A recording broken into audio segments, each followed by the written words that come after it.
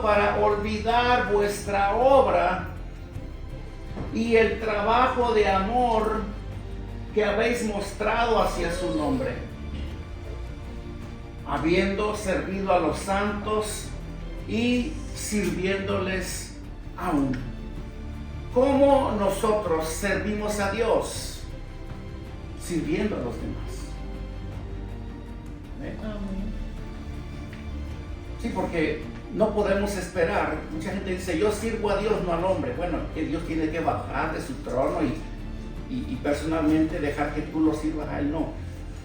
Él dijo, el que sirva a uno de estos mis pequeños, a mí me sirve. Entonces, que nos quede bien en claro, servir a Dios es servir a nuestro prójimo. Amén. ¿Sí? Amar a Dios es amar a nuestro prójimo. Amén. Darle a Dios nuestro recurso, nuestro tiempo, nuestro dinero, todo es darle a nuestro prójimo. Hermano, es así como es. Eso no lo inventé yo. Eso lo enseña la palabra de Dios. Pero vamos al tema del mensaje de hoy. En base a lo que acabamos de leer, que lo iremos desglosando poco a poco para que lo vayamos entendiendo. Según la narración, en ese entonces eran tiempos de mucha actividad para el profeta Eliseo, ¿verdad? Al cual se le había, por parte de Elías, su mentor, Elías, como decimos muchas veces, su padre espiritual, Elías, le había heredado a Eliseo algo a lo que se le llamaba la comunidad de los profetas. En aquel tiempo existían escuelas para profetas, donde a los jóvenes de aquel entonces se les enseñaba, se les instruía y se les preparaba para desarrollar la labor profética en aquel entonces, donde maestros como Elías, como Eliseo, como Samuel y como muchos otros profetas mayores eran los que impartían estas clases preparatorias para estos jóvenes. Era algo que Elías, en su tiempo, el profeta Elías había desarrollado por un buen tiempo, y ahora, después de su partida, se lo había heredado a Eliseo. Eliseo tenía que continuar con esta labor a través de estas comunidades, ¿sí? Las comunidades de los profetas, como eran llamados. Entonces Eliseo, juntamente con su siervo Giesi, ellos pasaban continuamente en sus viajes que ellos hacían. Acuérdense, eran tiempos de mucha actividad para el profeta. Ellos pasaban continuamente de ciudad a ciudad y pasaban por Sunem. Sunem era una ciudad que estaba en el camino entre Samaria y Carmel, en donde habitaba en aquel entonces, en ese lugar, en Sunem, una mujer muy importante, muy generosa, muy hospitalaria, casada, tenía a su marido, y también esta mujer pues gozaba de muy buena posición económica, tenía muy buenos recursos. Amén. Esta mujer, por ser de Sunem y por ser el personaje clave de esta historia, la Biblia le da el nombre de la mujer sunamita. ¿Sí? No, yo creo que muchos ya han escuchado esta historia. Dice la narración en el contexto que esta mujer miraba de lejos cómo Eliseo y su siervo pasaban cerca de su casa continuamente dentro de estos viajes. Y ella comenzó a sentir una inquietud en su corazón, el cual lo llevó a ella a invitarlo a comer a su casa. Y cuando la Biblia dice que ella lo invitaba de una manera insistente, significa que no fue solamente una vez, que ella invitaba al profeta constantemente a comer a su casa, a tal punto que esto se convirtió en un hábito, en una rutina, donde Eliseo y su siervo llegaban en su trayecto, pasando por Sunem, llegaban a la casa de esta mujer y comían. Amén.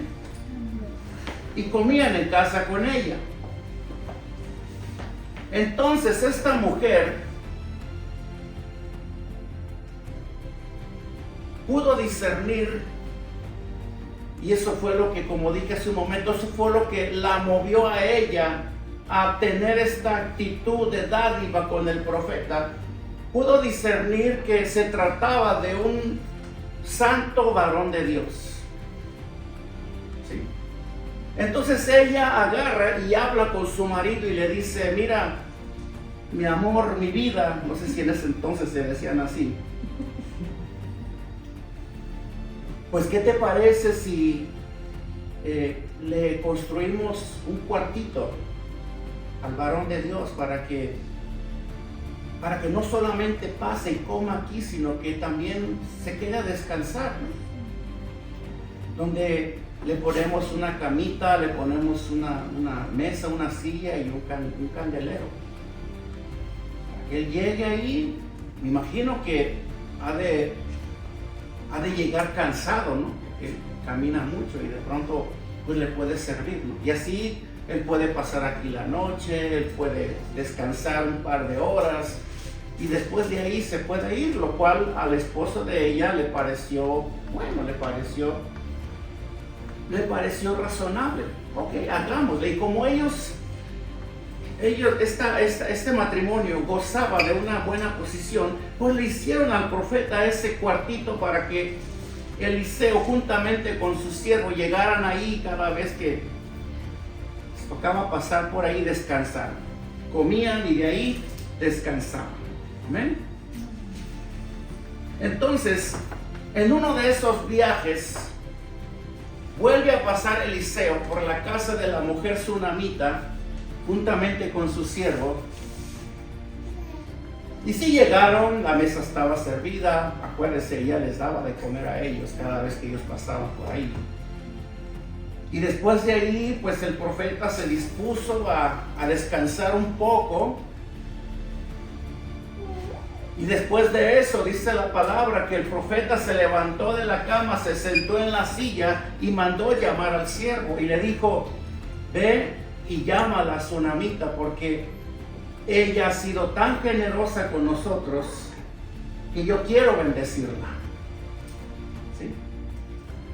Sí, un profeta puede bendecir en el nombre del Señor. El profeta quería bendecir a la mujer. Amén.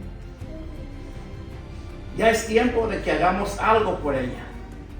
Entonces la manda a llamar. Y le dice el profeta a su siervo: dile qué quiere ella que haga yo por ella. Y el siervo le pregunta a la mujer sunamita: dice el profeta, ¿qué quieres que él haga por ti? Y cuando le dijo de qué forma él quería ayudarla, la mujer le dice: pero yo, en pocas palabras, la mujer le dijo al profeta y al siervo: pero yo estoy bien, yo no necesito nada en estos momentos. Sí, la mujer estaba bien, tenía influencia, acuérdense, era una mujer importante, un tanto influyente también. Así que ella no necesitaba nada. En ese momento no necesito nada. Y es difícil, ¿no? De pronto cuando te toca darle un regalo a alguien que tiene mucho dinero. Tú no sabes qué darle. Dices, pero ¿qué le doy si todo lo ha de tener? No tengo cómo qué darle. Pero como Dios todo lo sabe y Dios todo lo escudriña, entonces fue cuando el siervo le dice a Eliseo, bueno, pues dice ella que no necesita nada. En pocas palabras, no necesita nada de ti, ¿verdad? Pero hay algo, le dice el siervo a Eliseo. Ella no tiene hijo, ella no tiene heredero, porque su marido ya es viejo. Entonces le dice el profeta, ve y llámala nuevamente. Y la mujer viene, acuérdese, era una mujer importante, un tanto preparada, con educación. Y cuando llega al cuarto donde estaba el profeta, ella no entró, ella se quedó afuera a la puerta. Dice la palabra que ella se quedó parada en la entrada. E inmediatamente el profeta Eliseo le dice a esta mujer, de aquí a 1 año vas a cargar un hijo en tus brazos. No crean ustedes que la respuesta de la mujer tsunamita fue que empezó a dar de brincos y a gritar y todo, ¿no? No fue esa su respuesta, como quizás muchos podían esperar de ella. No, ella sencillamente ve al profeta y le dice, ay, Señor mío, no te burles de tu sierva. Una respuesta bien parecida a la que Sara le dio a Dios cuando le dio la promesa de que le iba a dar un hijo. No te burles de tu sierva. Pero como era la bendición de Dios para la mujer, dice la palabra que 1 año después, en el tiempo que el profeta le había dado la promesa que el profeta le había dado a la mujer, en 1 año, a partir de ese momento, 1 año, el bebé nació. Amén. La mujer concibió un hijo. Tenía todo. Lo único que no tenía era un heredero. El niño creció. Parece ser que el niño creció y creció muy bien. No se hizo adulto, porque la narración no cuenta que el niño creció ya para ser un adulto, sino llegó a una edad. Y como su padre se dedicaba a la agricultura, él se encontraba trabajando con los segadores en ese momento cuando el niño, ya crecidito, sale a ver a su padre. Pero eran días de mucho calor, como esos días que deseáramos en este momento, ¿verdad? Un sol abrasador que había en ese día cuando el hijo va a ver a su padre al campo. Entonces al niño le comienza a dar un dolor de cabeza. Y dice el hijo al padre, ay, me duele la cabeza, me duele la cabeza. Entonces el padre agarra y manda al hijo con su siervo a su madre. Dice, llévalo a su madre. Bueno, el siervo va, lleva al hijo con su madre, con ese tremendo dolor de cabeza, donde en cuestión de horas el niño muere en las piernas de su madre. El niño murió. Entonces, cuando el niño muere, la respuesta de la mujer fue un tanto inaudita, porque en lugar de echarse a llorar, a llanto desgarrado, como creo yo cualquier madre lo haría, ella agarra y prepara al niño de una manera que va y lo apuesta, no en su cama de ella, sino en la cama del profeta.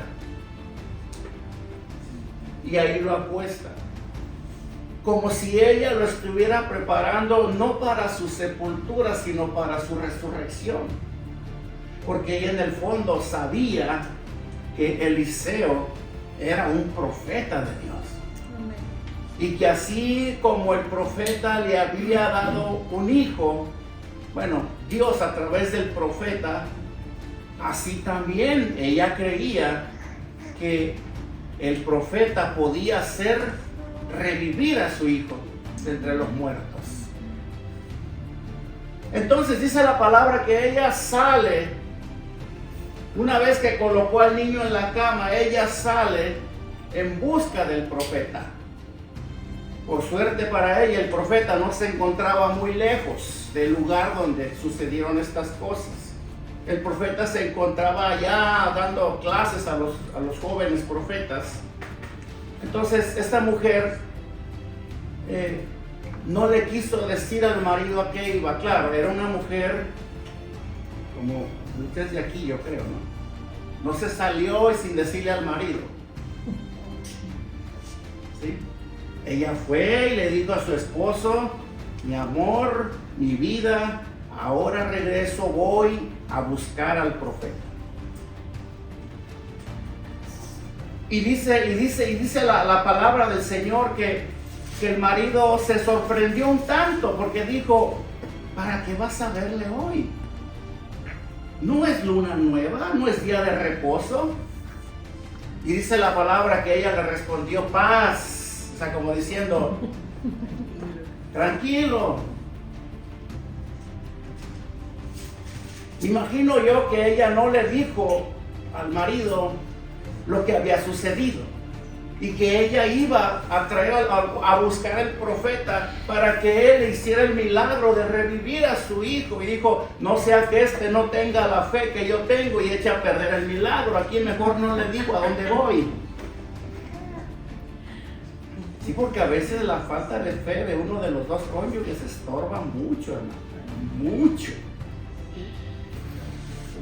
Por eso ella no le dio, pero sí lo tomó en cuenta y se fue. No crean que se fue sin permiso. Ella tomó en cuenta al marido y fue por el profeta. Amén.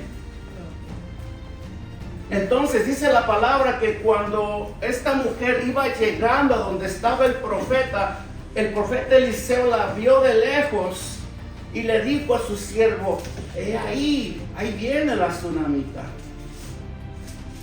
Dice: adelántate, ve y pregúntale si todo está bien, si necesita algo. ¿Cómo está ella? ¿Cómo está el marido? ¿Cómo está el hijo que tuvo? Y allá va el siervo. Allá va el siervo a preguntarle a la mujer. Pero la mujer, como iba a ver a Eliseo, tampoco le quiso dar razón de su visita al siervo. El siervo le sale al encuentro y le dice: ¿todo está bien? ¿Cómo está todo en casa? Bien, bien, bien. Como dice: hazte a un lado, yo no vengo a buscarte a ti. Y es lo que nosotros debemos de hacer, ¿no? Ir a buscar, no a los hombres, sino al que todo lo puede. Al que tiene la respuesta a nuestra situación. A él hay que buscar. Tras de él hay que ir. ¿Sí? No vayas con aquel que primero, antes de inducirte que vayas a buscar de Dios, te va a dar su opinión. Te va a sugerir qué hacer. Porque aunque sea algo bueno, te va a estorbar para que tú no busques al único que tiene la verdadera respuesta a tu necesidad. Amén. ¿Verdad? Ve con el correcto. Y si algo yo admiro de la mujer tsunamita es no solamente su cualidad hospitalaria que ella tenía, su fe, su respeto hacia las cosas de Dios, su buen entendimiento que ella tenía, que la llevaba a hacer sin escatimar todo lo que estaba a su alcance para bendecir a un hombre de Dios, así como también tenía el carácter que toda mujer debe de tener. para no dejarse aplastar por las circunstancias. Amén. No carácter para el marido, no, carácter de Dios para no dejarse aplastar por las desgracias que a veces les toca enfrentar. Amén. Si algo yo admiro de la mujer tsunamita es que ella tenía todas estas cualidades, las cuales creo yo que la pusieron a ella en una posición de admiración delante de Dios. Porque si hay alguien que admira tu fe, hermano, no es tu pastor, no es tu hermano, es Dios. Es Dios. ¿Sí? Por eso preocupémonos por estar bien con Dios, primeramente, y después con los demás. ¿Eh? Porque de Dios viene todo. Por eso yo les decía al principio, cuando nosotros hagamos algo para Dios, hagámoslo para Él. Y ya explicamos de qué manera nosotros lo hacemos para Dios. Porque dice la palabra de Dios que de Él viene la recompensa. Entonces, cuando la mujer ve al siervo y le dice, nada, estoy bien, hazte un lado, quiero ver al profeta. Dice la palabra que la mujer llegó delante del profeta Eliseo. Llegó afligida y se arrojó a sus pies. Entonces el siervo Giesi intenta quitarla, levantarla, como diciéndole, hey, hazte un lado, déjalo, lo vas a tumbar. Yo no sé, está viejito Eliseo a lo mejor.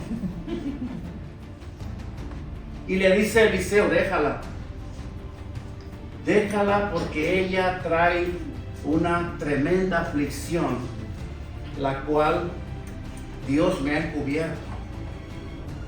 Un profeta de Dios, hermano, tiene la habilidad dada por Dios de conocer cosas antes de que pasen, de anunciar cosas antes que pasen, de decretar la voluntad de Dios hacia personas, hacia grupos, hacia cierto tipo de ámbitos. Un profeta tiene esa habilidad. Y en aquel entonces los profetas de Dios se movían de esta manera.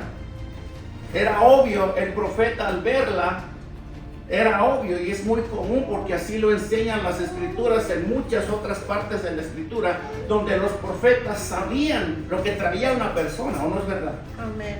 ¿Por qué? Porque Dios se los revelaba. Amén. Dios les revelaba el corazón de la gente. Dios les revelaba inclusive de antemano los propósitos de Dios para la gente, para un pueblo, para un grupo. Dios les revelaba. Ese era su llamado, su ministerio. No, hermano, no. Eso ya no está como antes hoy en el día. Hoy ya no hay esa clase de profetas. Así que tampoco se vayan tras un vidente, tras un profeta. ¿Sí? Esos profetas son y pertenecen al Antiguo y parte del Nuevo Testamento. Pero resulta ser que Dios le había encubierto lo que había pasado con esta mujer al mismo profeta Eliseo. Por eso él le dice, déjala que hable, déjala que nos cuente qué es lo que ha pasado. La Biblia no narra mucho acerca de lo que la mujer le dijo al profeta, cómo se lo narró, cómo se lo explicó, así como tampoco narra las palabras que quizás el profeta le pudo haber dicho a la mujer. Yo me imagino, ¿no? Ten ánimo, confía, al que cree en Dios todo le es posible, cosas así, ¿no? No, la Biblia no da muchos detalles de eso, sino que cuando la mujer le narra al profeta lo que había pasado, dice la palabra que el profeta agarra y le dice al siervo, toma mi báculo, o sea, su bastón, toma mi báculo y ve a buscar al niño. Y cuando llegues, pon mi báculo sobre su cara. Entonces, Eliseo pensó que la mujer iba a salir detrás del siervo, ya iba con el mandato a cumplir, ¿no? Para que resucitara al niño. Pero dice la palabra que la mujer le dijo, no, viva Jehová, viva tu alma, que yo no te dejaré. O sea, vine por ti y tú vas conmigo. Qué fe de esta mujer, ¿no? ¿Alguna de ustedes sabe agarrarse así de Dios? ¿Sabe aferrarse de esta manera a sus promesas? ¿Tiene este grado de fe y de confianza en las obras que Dios puede hacer? Como la tsunamita, como una mujer que dijo, no, si tú no vas conmigo, así como le dijo Moisés al Señor cuando lo estaba mandando a Egipto a libertar al pueblo de Israel. Señor, si tú no vas, yo no voy. ¿Cuántas veces yo le he dicho al Señor lo mismo? Yo a veces estoy medio loco. Yo a veces le digo al Señor, un domingo por como hoy, cuando siento así un ambiente pesado, cuando, Señor, si tú no vas, yo no voy. A veces estoy ahí que las piernas me tiemblan y ustedes ni cuenta se dan. Muchos se admiran, dicen, ¿tú te pones nervioso? Sí, bastante, hermano. A mí me tiemblan las piernas muchas veces para pararme aquí. ¿Sabes por qué razón? No por la forma en la que tú me vas a mirar, sino por lo que yo voy a hablar delante de un Dios santo. Porque yo voy a hablar su palabra. Porque yo sé que voy a ser juzgado por Dios por cada palabra que yo voy a hablar en este púlpito. Eso me hace temblar. Eso me hace estar ahí como queriendo salir corriéndole. Por eso le digo, Señor, si tú no vas conmigo, yo no voy. ¿Qué voy a hacer yo aquí, hermano? ¿Qué iba a hacer Moisés con todo un pueblo en el desierto? ¿Qué iba a hacer Moisés delante de Faraón cuando Faraón le ponía toda clase de trabas para dejar ir al pueblo? ¿Qué iba a decir Moisés? ¿Qué iba a hacer por su linda cara? ¿Faraón iba a dejar al pueblo ir? No, hermano, se necesita de un poder más grande. Amén. Se necesita de una gracia más grande. Amén. Y esa es la gracia y el poder de Dios. ¿Nosotros qué? Amén. Entonces esta mujer le dice a Eliseo, ¿arrancas o nos quedamos? Porque yo no voy si tú no vas. Entonces agarra Eliseo. Me imagino que le dijo ahí a los alumnos, a los que estaba enseñando, ahora vuelvo. O le dijo al más aplicado de la clase, ahora ven tú y aquí entretenlos mientras en lo que yo voy. Yo no sé qué hizo Eliseo. Pero agarra y se va con la mujer detrás del siervo. Bueno, el siervo llegó a la casa donde estaba el niño ya tendido y hace lo que el profeta le dijo. Agarra y le pone el báculo en la cara del niño y no pasó nada. El niño no revivió. Dicen algunos comentaristas que la razón por la cual Dios no permitió que el niño resucitara poniéndole el báculo en su cara, como el profeta le había dicho al siervo que hiciera, fue para que no se le atribuyera ninguna clase de poder a un báculo. Un báculo, o sea, un bastón. ¿Sí? No, porque de por sí la gente es muy idólatra. Y al rato cada uno iba a tener un báculo en su casa. y se iban a inclinar delante del báculo. Si nada más aparece la imagen de una ahí virgencita en un vidrio, ya están llevándole veladas, flores y no sé qué tanto, les ha tocado ver. Por esa razón muchas veces Dios no permite este tipo de señales para que no se promueva la idolatría, porque la gente quiere tantito nada más. ¿Sí?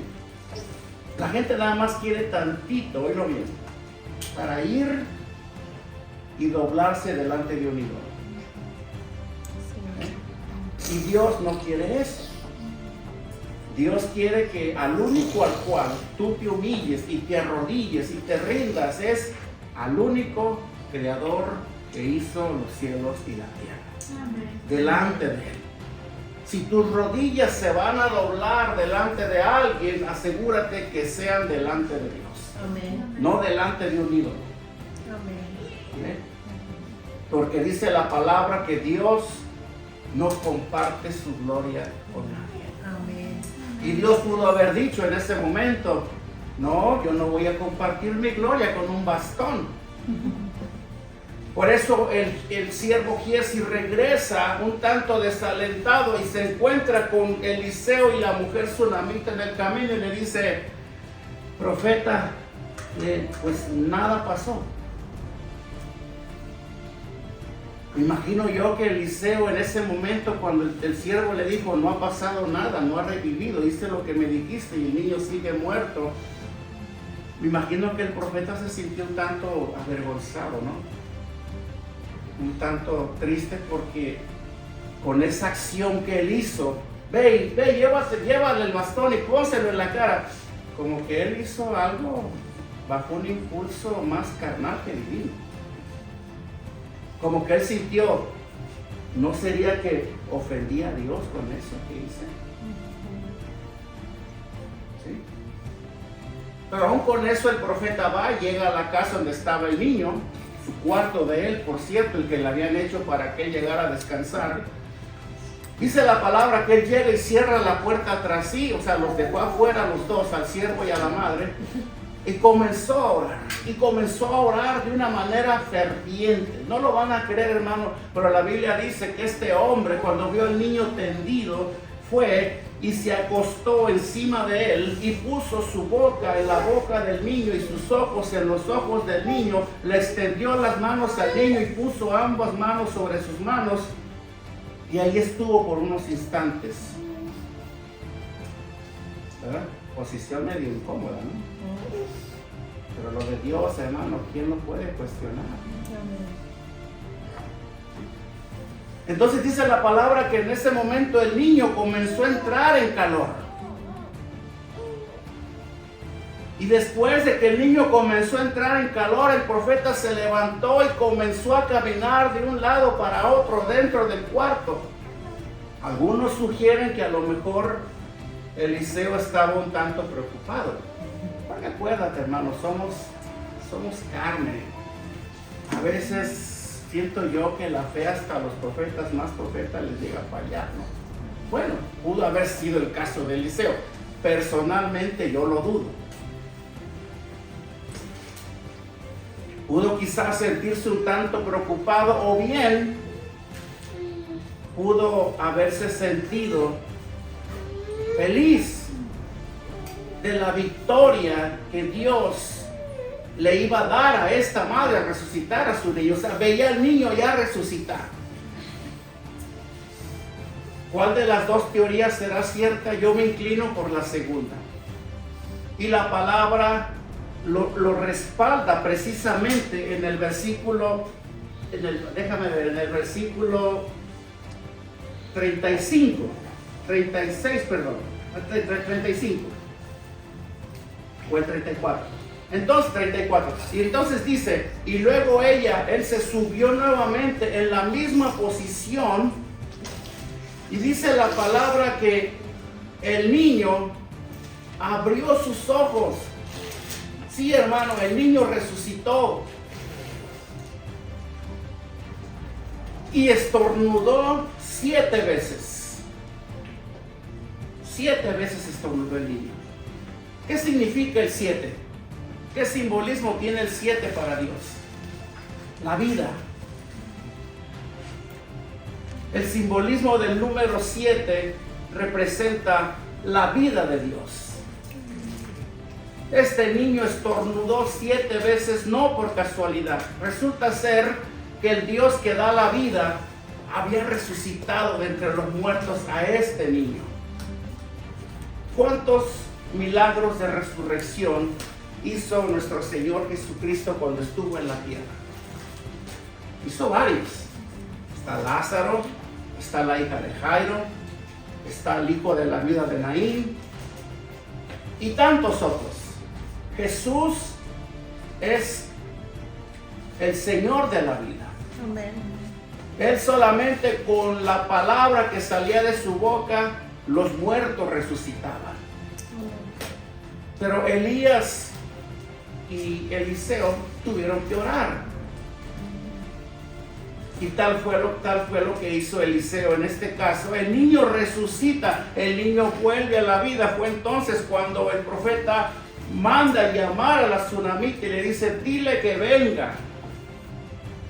Viene a la tsunamita y Eliseo le entrega al hijo vivo a la mujer. Y dice la palabra que cuando esta mujer vio al niño respirando y vivo, se echó a sus pies nuevamente, tomó al niño y salió. Amén. Pero aquí no acaba la historia, hermano. Pasó el tiempo. Pasó el tiempo. Y ahí pasó un tiempo más. Eliseo seguía con esa rutina. Acuérdense, la mujer le había dado a Eliseo un lugar, una posada donde llegar, así como también seguía dándole el alimento. Amén. Dice la palabra de Dios que después de un tiempo en uno de esos viajes, él viene a la mujer y le dice, y ahí es donde vamos a leer en el capítulo 8, versículo 1, lo que el profeta le dice a la mujer. Le dice, y habló Eliseo a aquella mujer a cuyo hijo él había hecho vivir, diciendo, levántate, tú y toda tu casa, a vivir donde puedas, porque Jehová ha llamado el hambre, la cual vendrá sobre la tierra por 7 años. Dentro de uno de sus juicios que Dios derramaba sobre su nación desobediente, ¿se acuerdan hace 8 días de qué hablamos? Que Dios castigaba a su nación por causa de su desobediencia. Bueno, se venía un castigo muy severo para la nación por el mismo pecado. Se venía una hambruna sobre las ciudades de Jerusalén como nunca antes había habido.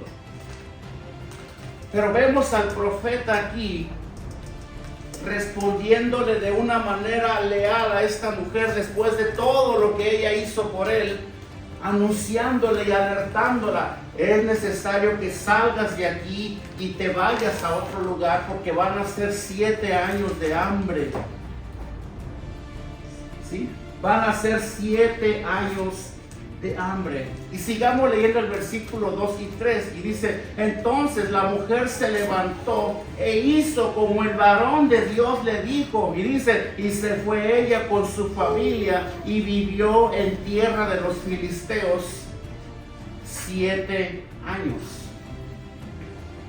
Filistea, una ciudad a la cual el rey David venció, pero no sometió del todo, porque aún seguían debilitados por las derrotas de David, que David les había traído, pero aún vivían y había abundancia en Filistea. Si notamos en el contexto, cuando el profeta le dice, vendrá hambre sobre la tierra, pero sobre la tierra de Dios, de Jerusalén. Porque no crean que el hambre fue en todo el mundo, en toda la tierra. Porque en otras ciudades había abundancia y había abundancia de sobra. Acuérdense, estamos frente a un juicio de Dios sobre el pueblo de Dios, sobre la tierra de Dios. Un juicio de 7 años de hambre, pero en otros lugares no cayó ese juicio. Era sobre el pueblo de Dios, sobre la nación de Dios. Amén. Por eso ve y busca otro lugar. A veces nosotros podemos tener la bendición de ser alertados por Dios de algunos percances que nos esperan en el camino, todo con el fin de ponernos a salvo. Cuando nosotros somos fieles con Dios, hermano, Él es fiel con nosotros. Amén. Esta mujer fue fiel con Dios a través de todo lo que ella hizo por el profeta. Ella pudo bien haber experimentado la terrible devastación del hambre que cayó sobre la nación de Israel por causa de ese juicio y morir hasta de hambre, pero había una corte intercediendo por ella allá arriba, la corte celestial. La fidelidad de Dios hacia una mujer, hacia una familia que no escatimó nada, no escatimó esfuerzos, e hizo todo lo que ella pudo para ayudar a un hombre de Dios en ese tiempo. Y ella salió. Ella fue liberada del hambre, ella y los suyos. Y después de los 7 años, esta mujer agarra y regresa a su casa, pero resulta ser, de acuerdo a la narración, que tanto su casa como sus terrenos le habían sido despojados. Habían sido invadidos por vecinos o por gente sin escrúpulos, los paracaidistas, como les llaman. Así que, por causa de esta situación tan difícil para ella, oye, llegué a mi casa, ya vive alguien más ahí. ¿Dónde voy a plantar los frijolitos si ya otros están sembrando en mis terrenos? Inmediatamente agarra y pide audiencia con el rey. Pide audiencia con el rey para que el rey intercediera por ella. Pero como todo, también había que hacer cita. Había que esperar el día de la cita. Porque me imagino yo que había muchas demandas en ese entonces, ¿verdad? Para ese entonces, hermano, Giesi, el siervo de Eliseo, ya no andaba con él por causa de la avaricia de este siervo. Ya Eliseo ya lo había echado. ¿Por qué? Porque le falló, le fue infiel, queriendo apoderarse de ciertos tesoros que el general Namán quería darle a Eliseo por causa de haberlo sanado de la lepra. Pero como ya muchos conocen la historia, Namán quería recompensar a Eliseo por el milagro de haberlo sanado de esa lepra, pero como Eliseo no es como muchos falsos profetas hoy en día que andan vendiendo los milagros y que a ver, suelta una ofrendita para que yo sane a tu madre o algo así. Él no aceptó la ofrenda de Namán. Dios me libre de lucrar con el poder de Dios. Dios me libre, mejor guárdatela. Pero el siervo ambicioso, Giesi, no se dispuso a dejar ir todo lo que Namán le ofreció a Eliseo. Inventa una treta. En Segunda de Reyes, no tienen que buscarla, solamente anótenla como referencia. Segunda de Reyes capítulo 5, el 27 narra que Giesi planea una estrategia para ir personalmente a apoderarse de esos tesoros de Namán y llevarlos para su casita, y después de ahí presentarse delante de Eliseo y decirle: aquí no ha pasado nada. ¿De dónde vienes?, le dice Eliseo a Giesi. Aquí he estado, no he ido a ninguna parte, pero como dije hace un momento, como a Dios nadie se le escapa, y ya le había revelado al profeta lo que había hecho su siervo. Para no hacérselas muy largas, le dice Eliseo al siervo: pues ahora que la lepra de Naamán se te pegue a ti y a los tuyos. Sí, hermano, con Dios nadie juega. No hay que jugar con Dios, porque Dios todo lo conoce. Por eso ya Giesi ya no andaba con Eliseo. Pero como el rey, que en aquel entonces se llamaba Joram, el rey en función en ese tiempo, Joram, rey de Judá, él sabía de Giesi, ex siervo de Eliseo. A este rey le gustaba mucho oír acerca de los milagros y los prodigios que Eliseo hacía. Y aunque sabía que ya no andaba con Eliseo, le gustaba llamarlo, le gustaba hacer venir a Giesi para que le contara: oye, cuéntame cómo estuvo esto que pasó aquel día, y cuéntame qué tantas obras milagrosas hizo Eliseo, hizo Dios por medio de Eliseo. Y entonces a Giesi le gustaba pasar el tiempo con él, porque ya no tenía chamba, ya lo habían corrido, ¿no? Y se ponía a contarle: mira, en una ocasión, el profeta hizo flotar un hacha del agua. Resulta ser que a uno de los jóvenes que estaban ahí cortando la maleza para expandir su territorio, se le cayó el hacha en el agua, y Eliseo va y corta un palito y le avienta al agua, y la hacha sale flotando. Ese fue uno. Y el rey: ¡wow! ¿De veras? Sí, tremendo. No, hombre, el rey estaba encantado de oír estas historias de los milagros de Eliseo. Mira, en una ocasión allá donde estaba un grupo de profetas, el profeta ordenó que se preparara una olla de potaje para los jóvenes, porque no habían comido, tenían hambre. Y uno de los jóvenes va y corta calabazas silvestres del campo, y va y las avienta a la olla para hacer el potaje, pero resulta ser que esas calabazas estaban envenenadas, por lo tanto la sopa se envenenó, y los profetas, como eran profetas, dijeron: no, aquí hay muerte en esta olla. Y llamaron al profeta, y para no hacérselas muy largas, el profeta viene, vacía un contenido de harina, y la sopa se sanó, el potaje se salvó y pudieron comer. ¡Qué milagro, de veras! ¡Wow! Y en otra ocasión se multiplicaron los panes.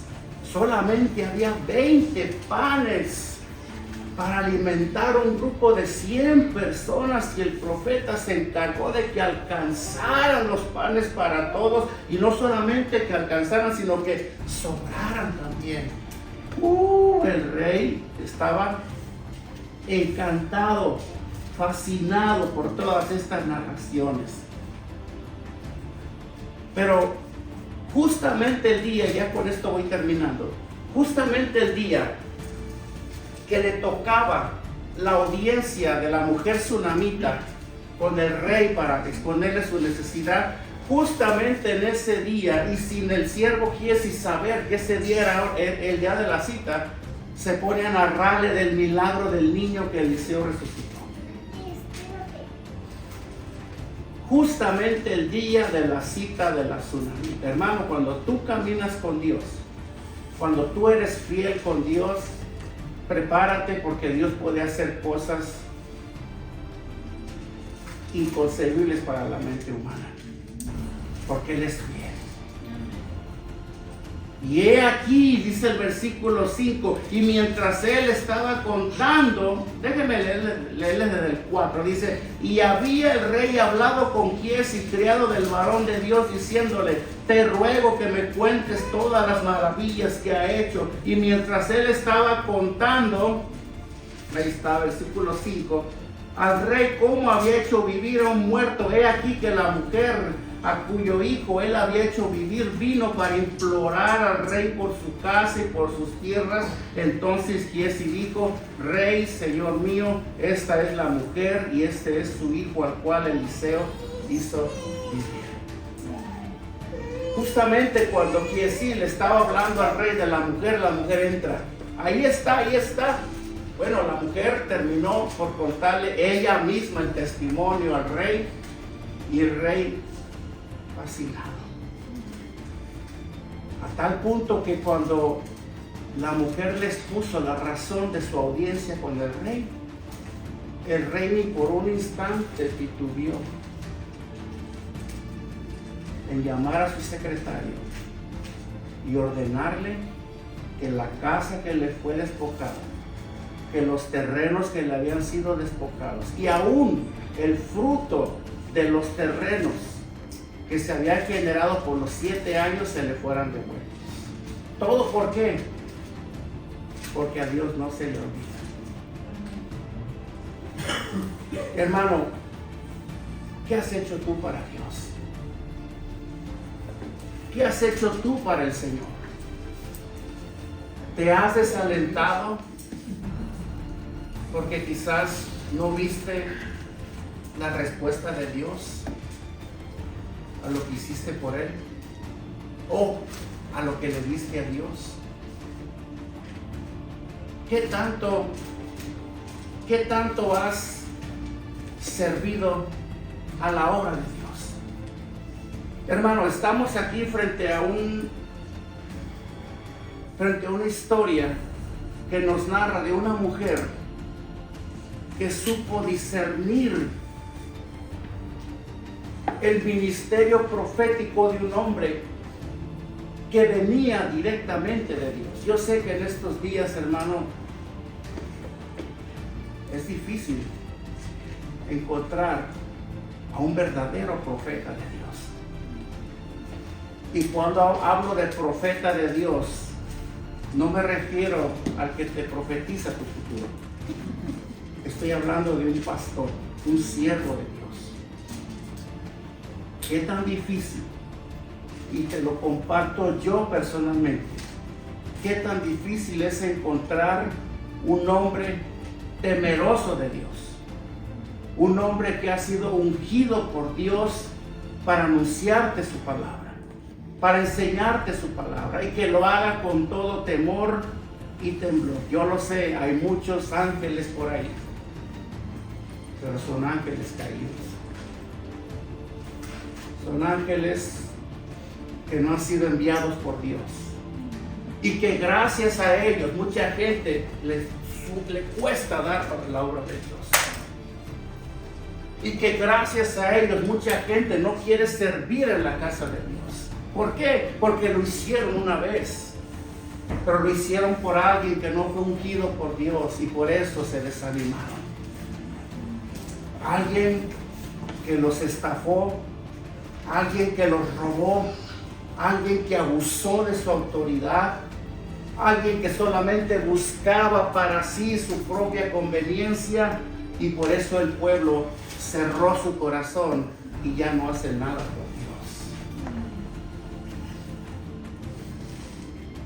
Esta mujer supo discernir.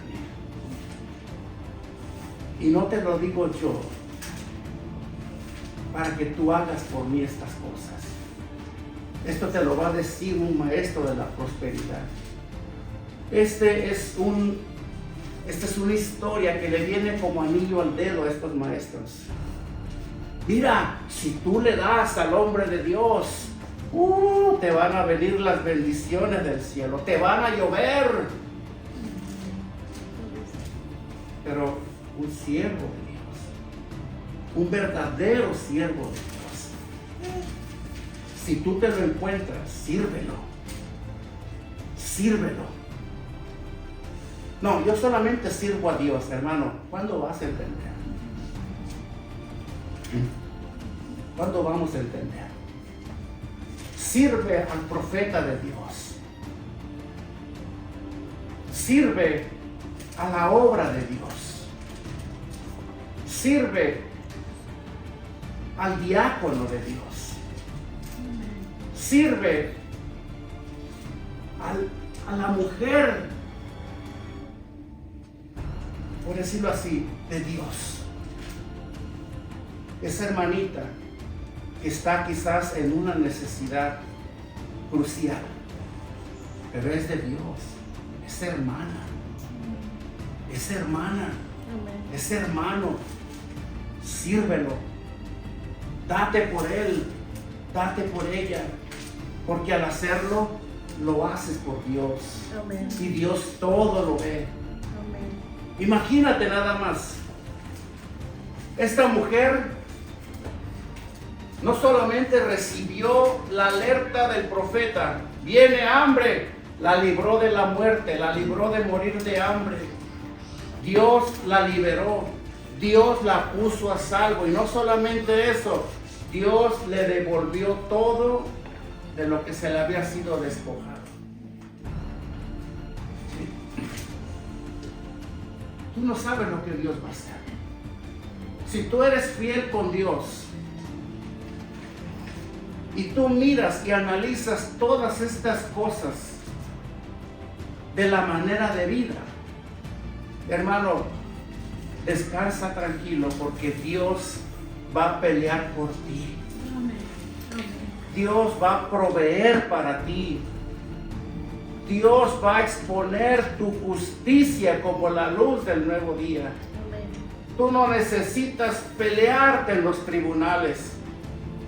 No necesitas pelearte con aquel que te quiera hacer daño o te quiera despojar. Cuando tú caminas con Dios y eres fiel con Dios, Dios peleará por ti. Amén. Dios te bendecirá. Amén. Dios te bendecirá. Dios te levantará. Dios proveerá para ti. Dios abrirá puertas para ti.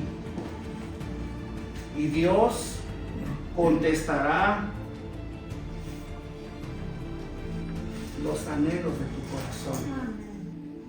Y quiero ser muy cuidadoso con esto, porque para poder Dios conceder los anhelos de tu corazón, primeramente tu corazón tiene que estar alineado al de Dios. Amén. Porque si no, vas a pedir vanidades y vas a querer que Dios te las conceda.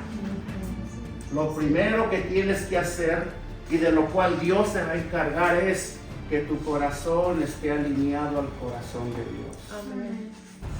Y cuando esto sucede, Dios comienza aún a alinear tus deseos a su voluntad.